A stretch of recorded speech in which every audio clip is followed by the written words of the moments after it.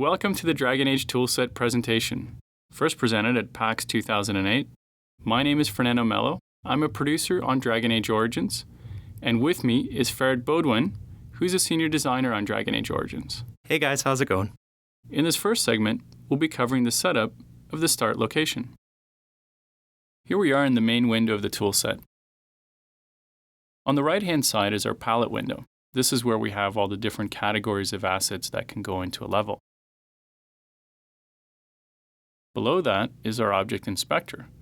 This is actually going to show detailed information about any of the specific assets that we have selected, and you'll get a chance to see what that looks like in action in a second.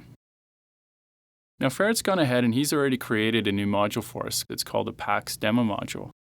Now keep that name in the back of your mind, because once we go into the game to test this module, that's the name that we're going to be looking for. Let's go ahead and create a new area. We'll go ahead and name that. And keep in mind when you're watching the toolset demo that once the toolset actually gets released, you'll see a lot more content that you can put into the levels. At the moment, we have just what we need for this demo. On the left-hand side is all the assets that are loaded currently into this level, of which there's none at the moment. There's just categories, and they're all blank. So the next thing that we're going to do is we're actually going to load up an area layout, or the level that we're going to place our objects into. And we're going to load up the ruins of Ostagar. You might already be familiar with this area from watching our cutscenes, our trailers, or if you had a chance to look at our demos so far.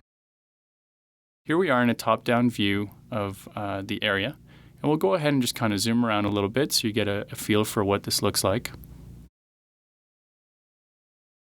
There you can see already some of the tents and the ruins. And we can go ahead and change the perspective of this because everything is in 3D, of course. Now, as we scroll around, you'll see the bridge there, and you might recognize that from the trailer. In the nighttime version, that's where the climactic battle takes place. And also over here, we have the Tower of Vishal. That's where we fight the ogre. And if you haven't had a chance to check that out, I highly recommend it. It's really, really impressive. Something else we can look for is the prisoner cages. This was something that we showed in our demo, and we'll be able to take a look at where those are located here. There they are.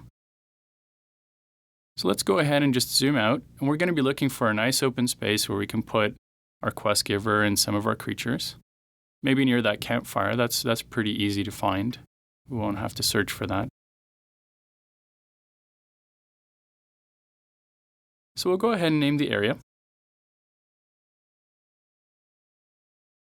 And the next thing that we're going to do is we're actually going to assign a script to it. We're not going to go into scripting too much this time around. We'll be covering that in the next couple weeks and months. But really this script, which we've kind of pre-created, does two very basic things for us. The first one is it will actually level up our character. So once we jump into this level, really just to kind of give us a bit of a fighting chance, because we are going to be going to combat with some enemies. And of course, we haven't had the benefit of playing the game up to this point. The next thing that it does is actually related to our quest. So we're going to precede all the enemies with placing them inside of a team 1, and you'll see that when we actually go to deal with placing creatures down. But what the script is doing is it's looking for when all creatures that belong to team 1 are killed, it will update our quest status to say, hey, we've killed all the creatures, and our quest giver will actually recognize that and advance the quest. So the next thing that we're going to do is we're actually going to make this the starting area. Now, a module can consist of many different areas, many different levels. We want to make sure that when we load this module, we're going to tell the game that this is the first area that we want to load into. The next thing we'll do is we'll actually create a starting waypoint. Now, the starting waypoint is actually the place where the player will be placed when you actually get to this level. And we'll make sure that we give that a meaningful name as well.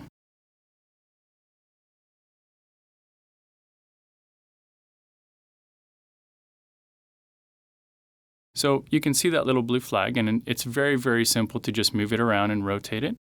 And the rotation of the flag is actually the direction that you're facing when you land on this level, when your player character arrives here. And that's basically the basics of area setup. We'll go ahead and save that.